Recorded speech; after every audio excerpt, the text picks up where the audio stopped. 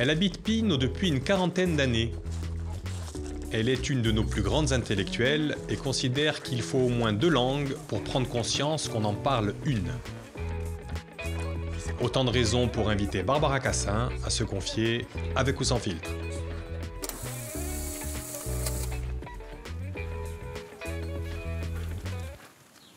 Et bienvenue dans votre vie, Barbara Cassin. Waouh! Vie qu'on va retracer à travers les photos. Ben, vous vous dirigez naturellement... Vers la première. Oui. Qui on a là? La mère de mon père, Judith Lassalle, qui était cantatrice à l'Opéra Comique et qui chantait l'Acmé. Donc elle avait une voix extrêmement belle et aiguë. Voilà. Vous l'avez connue un petit peu, elle, hein? Une fois, je me souviens oui. d'une fois. Elle était déjà un peu gâteuse. Hein. Ah bon? Oui. Je jouais dans un appartement qu'elle venait d'acheter. Je devais avoir 4 ans, je sais pas, je tripotais les planchers. Oui. Et tout d'un coup, elle est sortie de derrière un rideau rouge qui venait d'être posé. Donc elle était drapée dans le rideau, elle est sortie comme ça. Et elle a envoyé un contre-hut qui m'a terrifiée pour le restant de ma vie. Pour vous accueillir. Mouf. Mouf. Et en tout cas, je chante faux depuis, en tout cas, ou peut-être j'aurais toujours chanté faux. Et mon père se désespérait. Parce qu'effectivement, c'est elle qui va avoir la garde de votre père, parce qu'elle va divorcer de son mari, de votre grand-père, Oui. Raphaël Cassin. Oui. Raphaël qui était avocat des stars d'ailleurs. Hein. Oui. Vous en avez vu défiler d'ailleurs aussi dans l'appartement. Oui, nous on avait un tout petit appartement Ouais. après la guerre que mon père avait récupéré, mais un machin minuscule. Et il a récupéré aussi une partie de la clientèle de son père. Mais lui, il était conseiller juridique, il n'était pas avocat. Donc il était conseiller juridique d'un certain nombre de stars. Je me souviens de Michel Morgan qui habitait en face de chez nous d'ailleurs. Enfin, sa mère habitait en face de chez nous. Oui. Et voilà, Michel Morgan qui attendait dans le tout petit vestibule dans lequel les enfants n'avaient pas le droit de passer quand il y avait des clients. Il fallait choisir, aller faire pipi ou aller manger un goûter. Et voilà, on ne passait pas. Mais on se demande si c'était la vraie vocation de votre papa d'être dans le domaine juridique, parce qu'on va aller le voir, votre papa, venez, c'est par là. Et on va le voir en peinture. Alors, c'est pas lui. Et oui, c'est lui qui s'est peint, là, en plus. Oui, oui, c'est un autoportrait. Ouais. Un autoportrait, mais il avait déjà un certain âge. Hein. Là, il s'est fait une gueule sinistre. Il était beaucoup plus drôle, beaucoup plus gai. Ah oui. Et il était, enfin, moi, je l'adorais, et on s'adorait. Et mon père peignait depuis toujours. C'est-à-dire qu'il a rencontré ma mère à l'atelier de peinture. Dans un atelier de peinture, et il l'a vue, il lui a dit « Vous avez les plus belles jambes du monde, vous serez ma femme ou ma maîtresse ». Elle a répondu « Votre maîtresse, jamais ». Et ils se sont mariés, voilà. Et on la retrouve. Et oui, Votre ça c'est maman. Mais là, maman, elle a 30 ans, alors que papa, ici, il en a bien 65. Et ma mère, oui, Approchons-nous, elle était... venez, approchons-nous. Magnifique, magnifique, votre maman. Ma mère était hongroise, enfin son père était hongrois. Et oui, elle était très belle, très belle. D'ailleurs, sa beauté lui a quand même servi quand les Allemands sont venus chercher mon père, quand ils étaient réfugiés en zone soi-disant libre pendant la guerre. Donc les Allemands, c'était dans le Béarn, les Allemands ont sonné à la porte, maman leur a ouvert, et les Allemands lui ont dit « Oui, vous, madame, vous allez à la messe, on sait, mais votre mari, il est juif. » Et ma mère a dit « Moi, épouser un juif ? Jamais !»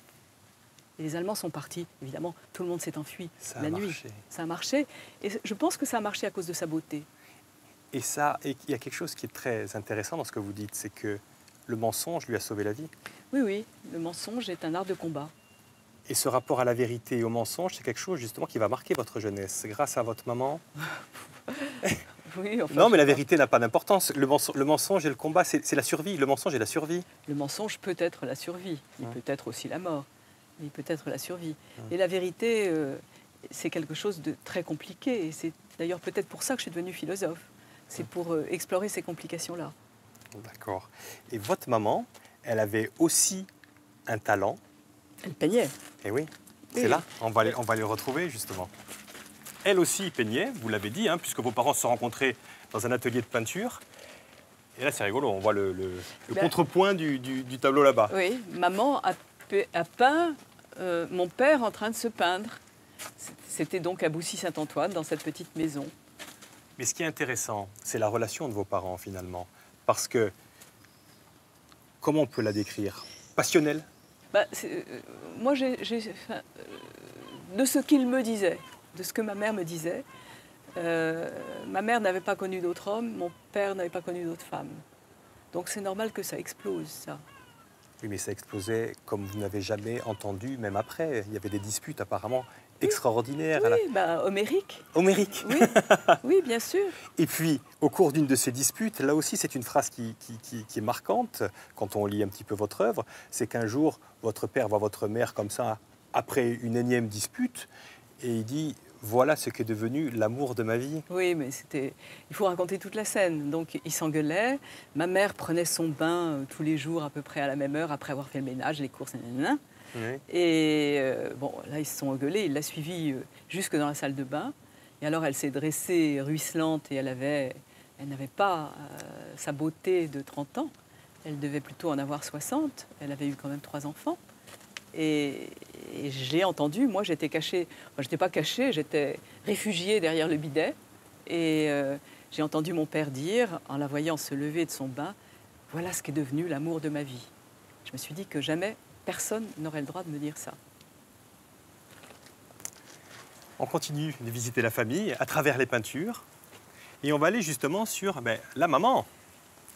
La maman de votre maman. Oui. Peinte par votre mère d'ailleurs. Oui, oui. Hein? Oui, oui. Donc ça, c'est l'un des premiers tableaux de ma mère, je crois. Louise Caroli. Louise Caroli.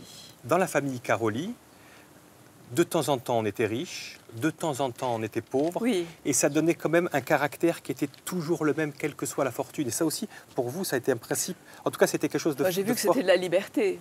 Ces gens étaient incroyables parce qu'ils pouvaient réussir et rater, et au fond, ils s'en foutaient. Mais plutôt, ils réussissaient.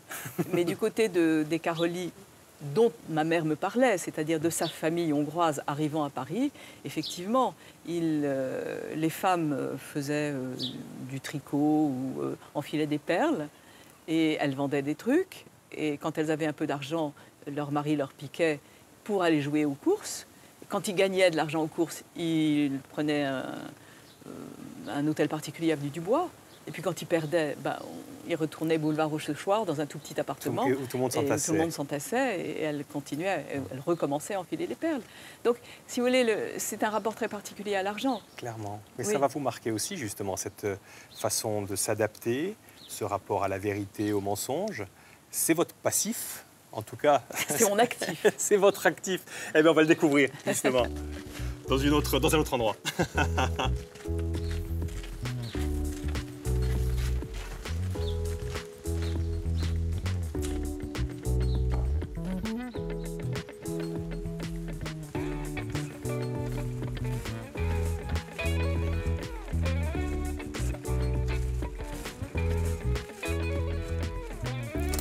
Prenez place.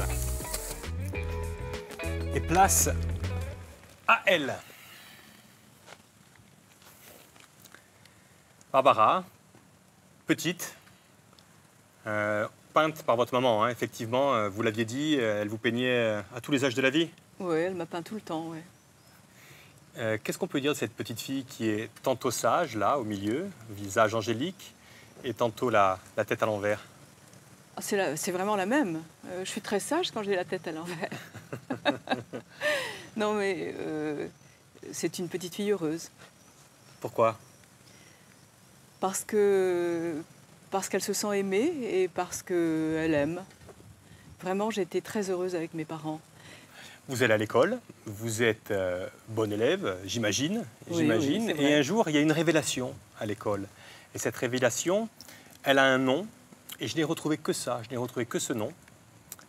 C'est celui-ci, Edmé Motini-Coulon. C'est une professeure de philosophie. Oui, c'est ma prof de philo à La Fontaine. Oh, c'est pas une révélation, c'est pas elle qui était la révélation, c'est la philo qui était la révélation. Pourquoi c'est une révélation, la philo? Qu'on ait le droit de se demander, que ce soit un métier, de se demander si Dieu existe, par exemple, ou bien qu'est-ce que ça veut dire la liberté, ou qu'est-ce que ça veut dire la vérité. Ça, c'est quand même extraordinaire. c'est pas banal. Et donc j'ai trouvé ça génial. Vous allez aller à Hippocagne et dites-moi si je me trompe, là j'invente, mais je suis pute, mais j'imagine qu'à un moment, il y a votre père, peut-être s'inquiète-t-il de votre avenir. Quoi qu'il en soit un jour, est-ce que c'est lui qui vous le dit ou est-ce que c'est quelqu'un d'autre? Vous vous retrouvez face à lui.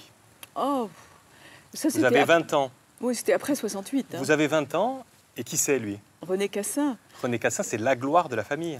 Oui, il a été élevé en même temps que mon père, par le père de mon père, par Raphaël Cassin, quand ses parents sont morts. Donc il a fait son droit en partie en même temps que mon père.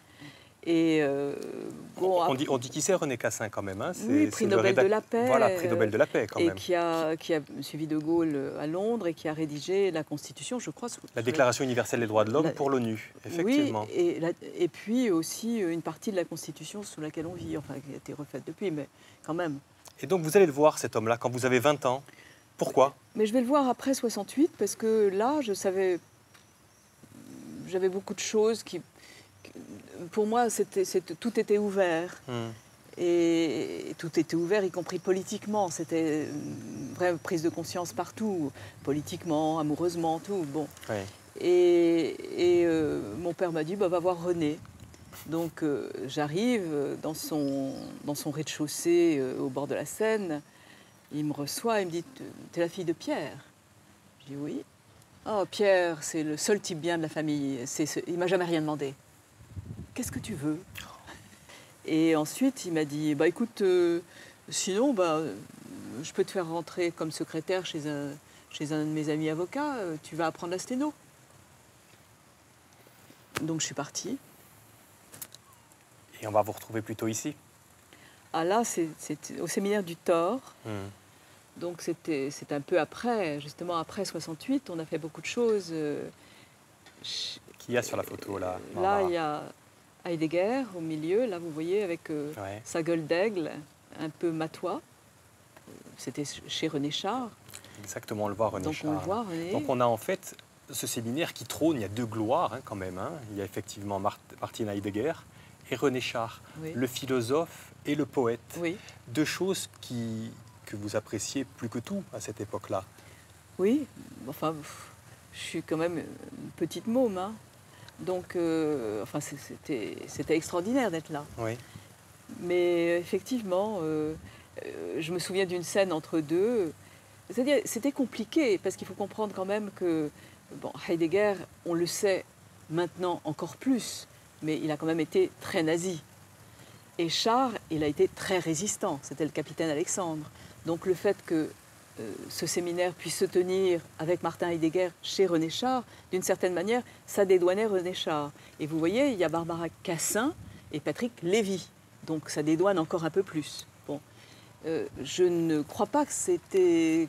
Je ne pense pas que c'était involontaire. Voilà. Et ce qui était magnifique, c'était de voir comment poésie et philosophie s'entrelaçaient. Et ça va déterminer vraiment votre destin, parce que effectivement, suite à ça, vous allez vous mettre à faire de la recherche, parce qu'on ne l'a pas dit, mais Heidegger, c'est quand même le philosophe de l'être et de l'étant. Oui. Entre autres. Et l'être et l'étant, on le retrouve justement sur votre recherche que vous commencez à la fac, avec ce mot Parménide. Qui c'est Parménide? Parménide, c'est le premier, dit-on, philosophe présocratique, le premier philosophe grec. Du moins, en tout cas, c'est ainsi que Heidegger le présente, comme celui dont les quelques vers retrouvés suffisent à rendre inutile l'ensemble des bibliothèques de philosophie. Donc, Heidegger a remis, alors à la mode c'est méchant, mais remis dans la pensée les philosophes présocratiques. Pour Heidegger, Parménide, c'est celui qui dit « il y a de l'être » et l'homme n'a plus qu'à être le berger de l'être. Quand vous entendez tout ça, vous vous méfiez un peu. Quand vous sachez quand même que Heidegger... Surtout, Barbara, quand on entend le mot sophiste, on oui. se méfie. Non, parce mais que justement... ce mot sophiste, on va le rappeler.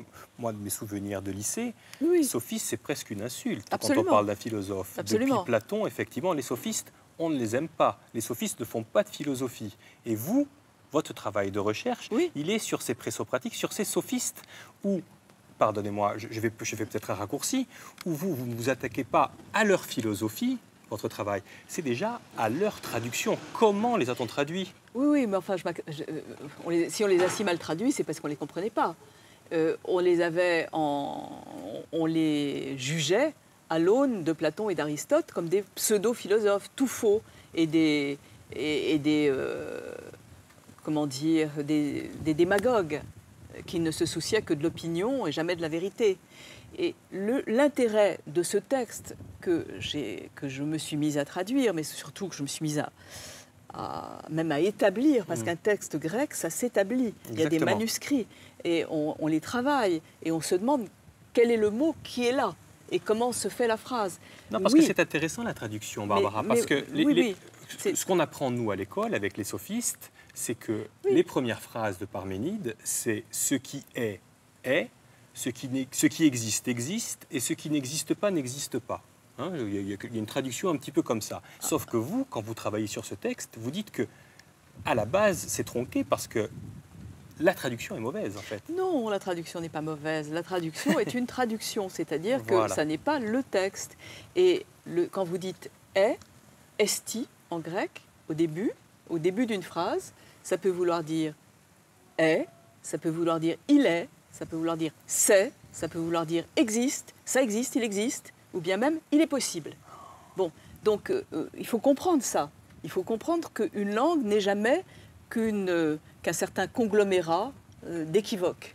Et que c'est ça qui la caractérise. Et ça, c'est une démarche très très intéressante de votre part, parce que vous ne contentez pas d'étudier les textes tels que vous les avez reçus, mais vous étudiez les textes tels qu'ils pourraient être, finalement. Enfin, tels qu'on les lit, tels qu'on peut les lire autrement que la tradition, qu'une certaine tradition. Et vous allez vraiment à rebrousse-poil de cette tradition. Bien sûr. C'est très intéressant, votre travail. Je me mets du côté de la putain, comme disait... Ah oui? Oui. Et ça va vous prendre du temps de vous mettre du côté de la putain, parce qu'il va y avoir beaucoup d'années de recherche. Vous partez dans des études longues, très très longues, qui se concluent de cette manière. Oui, ça c'est une thèse. Si Parménide, c'était ma thèse de 3e cycle. À l'époque, il y avait 2 thèses. Ça, c'est la grande thèse qui a donné lieu à l'effet sophistique, c'est-à-dire au grand livre de philo, de vrai philo, que j'ai écrit sur les sophistes. Et pourtant, vous n'avez pas l'air super heureuse sur cette photo-là. Non, je suis assez furax, évidemment. Vous savez, parce qu'une thèse, c'est une torture. Une soutenance de thèse, c'est une torture. On essaye de vous torturer une dernière fois. Et sur le côté, on devine votre papa. C'est mon père. Qui a assisté à ça. Il devait être... Comment il était, lui? Comment il a vécu ça? Je pense qu'il se marrait de voir que j'étais résistant, si je veux dire. Mais cette résistance, ça va porter ses fruits, parce que bien des années plus tard, eh bien, il y a ça.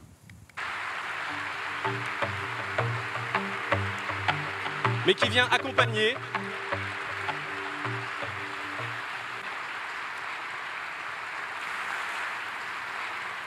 Madame le ministre, Monsieur le Président, Directeur général du CNRS, Monsieur le Recteur, cher Gilles Pécou, chers collègues et amis, chers élèves du lycée d'Aubervilliers, qui nous faites le plaisir d'être ici avec votre professeur. Je veux d'abord remercier le CNRS, cette institution magique que l'on envie à la France. Il m'a donné cette chose inappréciable, la plus introuvable de toutes, le temps de travailler. Là, c'est un bon souvenir, Barbara. Oui, très bon. Excellent.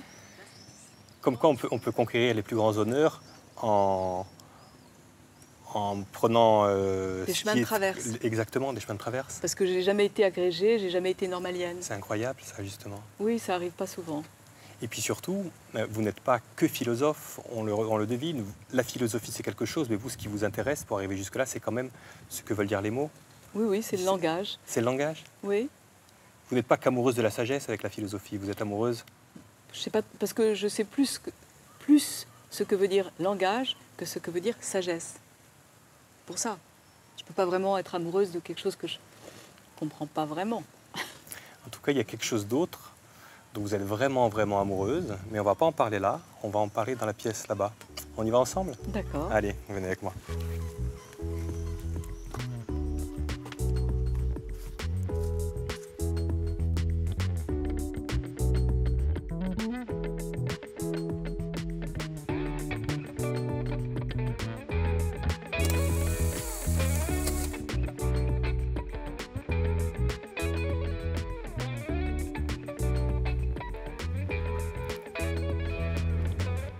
Allez-y, prenez place. Et donc on parlait d'amour. Et l'amour, Ah oui, c'est vrai. vous le rencontrez, Étienne, quand vous avez 20 ans. Je ne sais plus, mais probablement. Oui. Cette photo est emblématique parce que vous vous regardez intensément, bien sûr. Et ce qui est... vous êtes en Corse? Oui, on est à Pino, une maison qu'on a achetée ensemble et qu'on a refabriquée ensemble. Qu'est-ce qui vous a pris de venir vous installer à Pino? On parle de ça il y a des années et des années Il y a- et des années. Ouais. Oui, il y a 40 ans. Il y a 40 ans. Ouais. Ben, en fait, ensemble, Étienne était... Je l'ai rencontré parce que c'était mon moniteur d'équitation. Donc il avait des chevaux, il avait tout un haras, enfin plutôt un club. Et voilà, on est tombés amoureux et on a cherché un endroit beau pour continuer à vivre un petit peu autrement. Et on avait été en Corse il y avait quelques années, en dormant sur les plages, etc., en faisant tout ce qu'il ne faut pas faire. Et on avait envie d'y retourner, donc on a été voir. Parce qu'il y a un personnage qui intervient là quand même dans l'histoire. C'est votre grand-oncle, du coup, Oui, oui. qui va servir à quelque chose. Voilà, hein? absolument. Parce que du coup, je suis rentrée dans l'agence de Bastia. Et là, j'ai dit bonjour monsieur, je vais vous demander quelque chose d'impossible, on n'a pas d'argent, mais je voudrais une maison au bord de l'eau. Il dit oui, c'est impossible, mais laissez-moi votre nom. Et je lui ai dit Barbara Cassin, j'aurais pu dire Barbara Legendre, puisque c'était le nom de mon mari, bon, j'ai dit le mien. Et il m'a dit mais vous connaissez ce type-là? Et il avait une photo de René Cassin au-dessus de lui. J'ai dit oui, bah, c'était mon grand-oncle. Il me dit, ah. Il m'a sauvé la vie, je vais vous trouver quelque chose. Et lui était le président des anciens combattants de Corse, il avait un bras en moins, c'est un type magnifique. Et voilà, donc il nous a guidés vers cette maison. Et c'est là où j'ai remis cette photo-là, et on vous voit.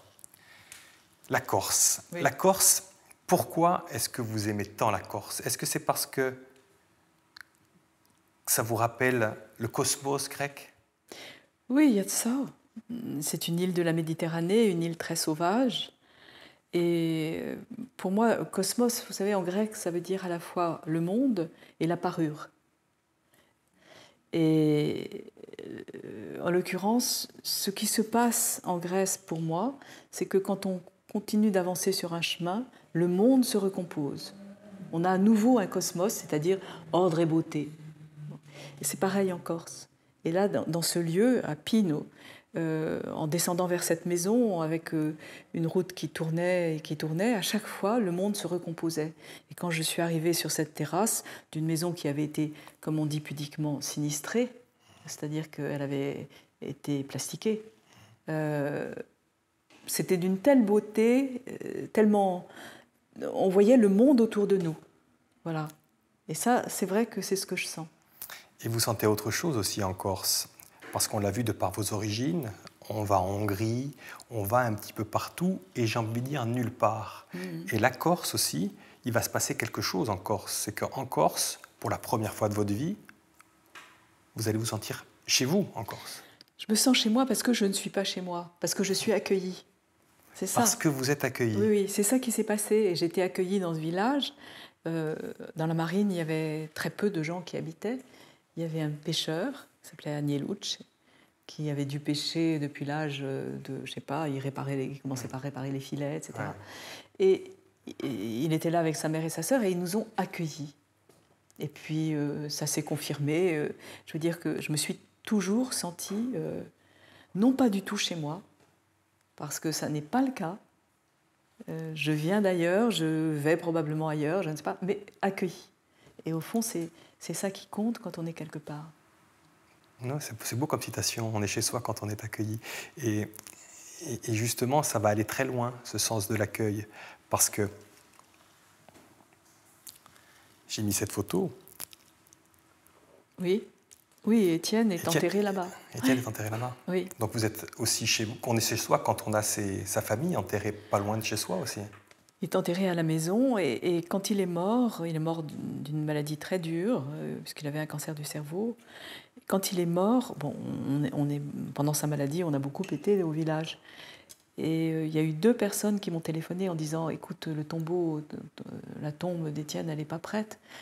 Et on l'accueille dans la nôtre. » Et ça, je trouve ça extraordinaire. Oui, clairement. Et le principe de l'émission va succéder une autre photo. Et comment comparer la mort, Barbara, à l'immortalité? C'est pas très loin d'être la même chose. Hein. Oui, il se trouve qu'il n'y a pas très longtemps, j'ai été... Immortalisé? Oui, je ne sais pas si c'est élu. Oui, élu. Oui, on est élu à l'Académie française, bien sûr. Élu à l'Académie française. Et ça a été un très grand honneur, un très grand bonheur, parce que je trouve que la langue française, c'est sublime. Et c'est ça que l'Académie française défend et illustre.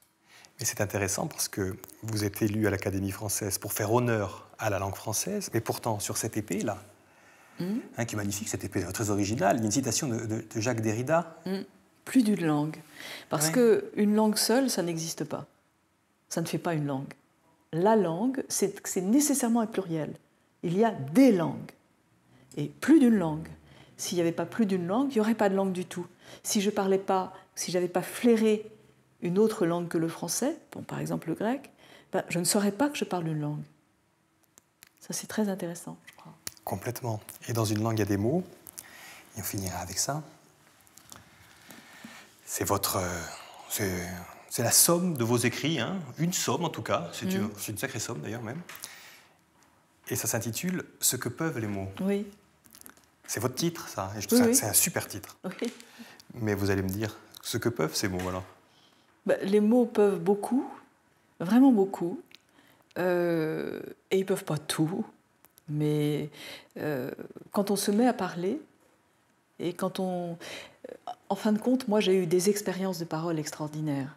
C'est-à-dire que j'ai parlé, par exemple, j'ai vu ce que c'était que parler lors de la commission Vérité et Réconciliation en Afrique du Sud. C'est avec des mots qu'on a évité le bain de sang.